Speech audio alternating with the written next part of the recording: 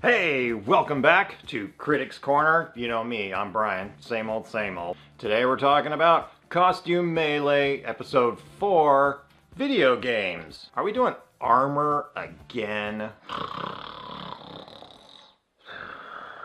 I mean, come on, there's so much more to costuming and even cosplay itself than just building armor out of foam. Are there any video games out there where people are not wearing armor and shooting each other? Okay, so this episode had 4 contestants: Josh, Becca, Steven, and Kate. Round 1, build a gun! The thing I liked about Josh was I did like how he assembled his gun, his ammo belt on his gun. That was pretty cool. I would be inclined to dress up the quote-unquote bullets in the gun belt a little bit more, because they were just pieces of wood, and you know, when they were painted up and all, they looked cool, but you can still, I mean, on a real gun belt you can kind of differentiate where the gun casing ends and the bullet begins, even though it's inside the belt. I thought it was really brave of Becca to not go with a video game that was an obviously, you know, heavy armored gun game, but I think kind of bit her in the butt in the end, because she didn't really have a really cool flashy looking weapon. It had to be explained, and then the way she presented it didn't really work out that well. So I liked how Steven did the heated aluminum foil texturing on the foam. That was pretty cool. I'm definitely going to try that in the future. Steven also did some resin casting of some horn bits that he put on his gun. Where did Steven get those molds? Kate had a cool idea for a weapon, but her execution just wasn't all that great.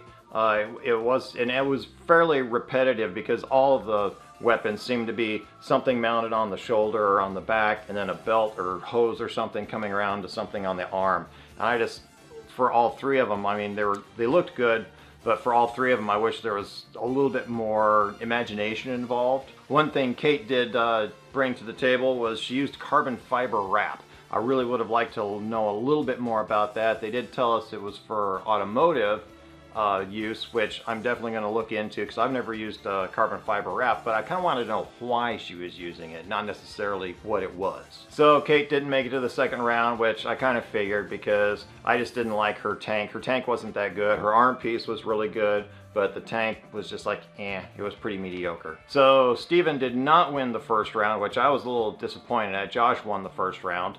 But they all got to choose these big pile of LED lights. They were supposed to make the LEDs and the lights and stuff a big integral part of their full-on costume. The batches of lights all looked pretty even to me. I didn't really see any big advantage of one set of lights over another. Okay, so going into the second round, I really felt, watching the show, that Josh and Steven had the best advantages, that they were doing the best work.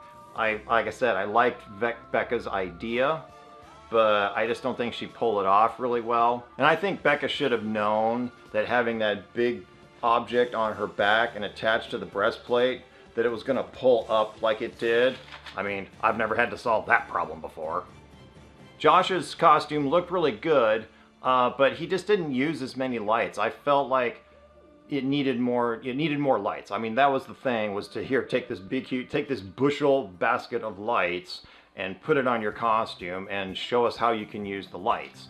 And he used the lights, while probably more in actual character to his piece, very sparingly. They were just very sparingly, and I think that was really what the judges were looking for, was how are you going to use these lights? Becca's really cool design and all, but I really felt that she just kind of stuck the lights on, and that's definitely the impression we got from watching the show. You need to figure that out as you're doing it. You need to incorporate the lights as you're doing it, because you need to place like battery packs and wires and things like that. And I really felt that like just having the lights dangle in front of her skirt was kind of a cop-out, because she was like just gluing the wires to the bottom of the inside ring on her back piece, and I felt that was a little cheesy. If she actually did it right, she would have had the wires run into the back thing, but then of course she didn't know it at the time either. So there. Steven obviously had the best grasp of the lighting design to go with his armor. The idea of grouping a bunch of LEDs in a hidden spot and having it shine up on you, that's brilliant. And yeah, he had the one bare leg, But I mean, you were looking at his face. I don't know, when he walked out, I was looking at his face because his face was all lit up and his gun was all lit up and everything. I wasn't looking at his legs. And can we talk about that mask? We got to see Steven do some more resin casting, which I really have to wonder, where did those molds come from? So I've done resin casting and it's really cool. It's kind of complicated and it takes a while. So do I think he had a little help there?